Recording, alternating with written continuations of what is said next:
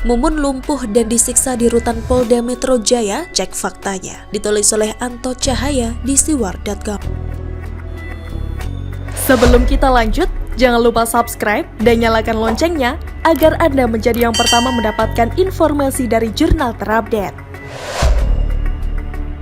Mumun, mantan Sekjen Front Pembela Islam atau Ormas Selarang, dikabarkan mengalami kelumpuhan dan tindakan penyiksaan di rutan Polda Metro Jaya dengan sangat cepat menyebar. Awalnya di sosial media Twitter, kemudian menyebar ke sosial media yang lain, sebarluaskan dengan narasi yang sangat tidak masuk akal bahwa Mumun ini sampai tidak dapat berbicara dengan jelas akibat terus mendapat penyiksaan di dalam penjara sejak dirinya ditangkap. Jadi narasi yang dibuat jelas-jelas ini sebuah lawakan yang melenting garing, tapi entah mengapa seperti biasa disambar dengan cepat oleh orang-orang yang sangat memuja organisasi FPI yang sudah ditetapkan oleh pemerintah sebagai organisasi terlarang tersebut. Berikut isi unggahannya. Breaking news, Bang Mumun terlupakan oleh kita. Banyak kabar beredar jika beliau sekarang tidak bisa berjalan dan bisa jadi lumpuh permanen. Juga susah untuk berbicara dengan jelas akibat terus-terusan mengalami penyiksaan sejak ditangkap 27 April 2021 lalu. Bahkan Mumun cuma diberi makan seminggu 2 kali oleh polisi sehingga beliau sudah sangat teraniaya. Dan isu beredar jika itu desainernya Jokowi sendiri, rezim laknatullah. Dari kata-kata unggahannya saja sudah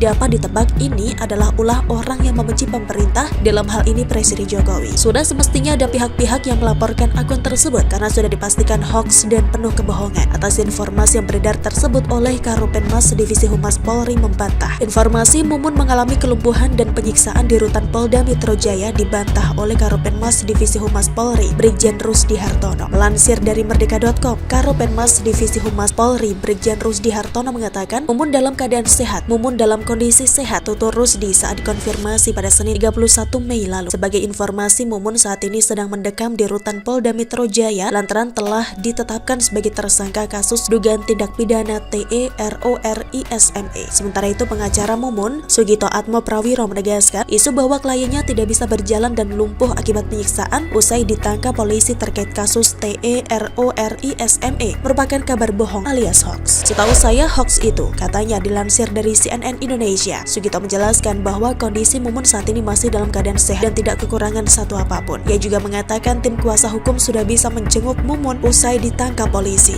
Kondisinya baik-baik saja. Kemarin tim juga sudah menjenguk baik-baik saja. Nggak ada masalah, nggak ada yang seperti dicantumkan dalam postingan Facebook tersebut, kata Sugito. Jadi sudah dapat dipastikan bahwa berita tersebut super ngawur, kabar kabur asal sembur. Saya sebetulnya justru tertarik tentang sandal jepit yang ditanyakan Mumun saat ditangkap dan digelandang aparat khusus beberapa waktu yang lalu. Bagaimana kira-kira, apakah Mumun sudah dipertemukan apa belum sama sandal jepitnya yang tercinta? Sandal jepit ini justru lebih menarik tinimbang kabar atau kondisi Mumun itu sendiri. Kita menunggu kabar ditangkapnya akun penyebar kebohongan tersebut dan kiranya tak cukup dengan materai 10K saja. Sebab sudah menuduh kepala negara segala sebagai sang desain. Ditangkapnya Mumun menjadikan organisasi terlarang ini kian ompong-melompong. Anak buah tercerai-berai, jantung dan kepalanya sudah putus. Kendati Habib Rizik sudah keluar sekalipun dari penjara pada bulan Agustus 2021 nanti, dan konon ada selentingan wacana hendak meninjau kembali terkait dibubarkannya organisasi Ormas Terlarang yang selama ini menghidupinya dan menjadikannya simbol perlawanan. Yang dikhawatirkan jika yang bersangkutan membangun kembali dengan organisasi versi lain yang kemudian dijadikan underdog oleh salah satu capres di 2024 nanti. Karena bagaimanapun para pemujanya yang terkenal militan cukup banyak dan tersebar. Maka dari itu, mengganti Presiden Jokowi nanti sudah seharusnya adalah presiden yang juga keras terhadap organisasi-organisasi masyarakat yang memakai agama sebagai kendaraan untuk mencapai tujuan yang bertentangan dengan ideologi negara. Kesimpulan, kabar Mumun mengalami kelumpuhan dan penyiksaan di rutan Polda Metro adalah hoax. Mabes Polri memastikan saat ini Mumun dalam keadaan sehat. Jangan mudah percaya dan cek setiap informasi yang kalian dapatkan. Pastikan itu berasal dari sumber terpercaya sehingga bisa dipertanggungjawabkan kebenarannya. Demikian, salam.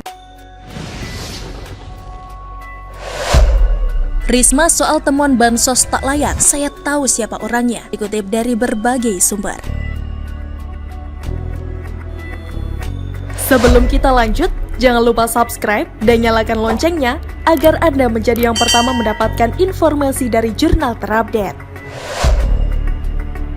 Menteri Sosial Tri Risma hari ini mengklaim sudah mengetahui sejumlah pihak di pemerintahan daerah yang terlibat praktik penyaluran bantuan sosial atau bansos yang tidak layak. Untuk mengungkap para pemain itu kepada masyarakat, Risma mengaku masih perlu cukup bukti. Saat ini, ia menyebut telah meminta bantuan dari Kejaksaan Agung atau Kejagung untuk memeriksa laporan temuan bansos tak layak yang diterima sejumlah warga. Saya sebutkan, saya tahu sebetulnya siapa who-nya. Coba kan, saya belum bisa buka. Nanti kalau sudah dibuka bahwa memang terjadi kerugian negara, maka kita akan umumkan, kata Risma di kantor Kementerian Sosial Jakarta Pusat, Senin 31 Mei. Mantan Wali Kota Surabaya mengaku sudah sering menerima laporan bansos beras tidak layak, juga mengklaim telah mencopot beberapa pendamping yang ketahuan nakal. Namun, apabila melibatkan pemerintah daerah dan meminta bantuan dari Kejagung. Menurut Risma, saat ini Kejagung tengah memeriksa salah satu daerah terkait laporan temuan bansos tak layak pangan. Ia tak menyebutkan daerah mana yang sedang diperiksa. Saat ini, di salah satu daerah itu lagi diperiksa. Kejagung menyarankan karena kerugian negara gede, Kejagung menyarankan kami menghitung kerugian itu melalui BPKP atau Badan Pengawasan Keuangan dan Pembangunan. Untuk penghitungan itu, sekarang lagi proses, kata dia. Lebih lanjut, Risma sekaligus memastikan bahwa sejak Januari 2021 pemerintah tidak memberikan bansos pandemi COVID-19 dalam bentuk barang. Bantuan sosial sejak Januari lalu hanya dalam bentuk uang. Dia pun mengaku tak tahu menau apabila masih ada daerah yang memberikan bansos dalam bentuk sembako. Pernyataan itu ia sampaikan sekaligus merespons laporan warga penerima PKH di Kabupaten Bekasi, Jawa Barat yang baru-baru ini mengeluhkan bantuan beras yang diterima tidak layak konsumsi. Bahkan disebutkan beberapa pendamping menarik biaya pada warga. Jadi kita tidak tahu barang dari mana karena uang langsung kita transfer ke penerima manfaat. Kita juga tidak tahu itu barang dari mana. Sementara itu dikutip dari kontan.co.id, Menteri Sosial Tri Risma hari ini menyatakan terdapat sejumlah temuan dari pemeriksaan oleh BPK, BPKP dan KPK terkait bantuan sosial pada tahun 2020.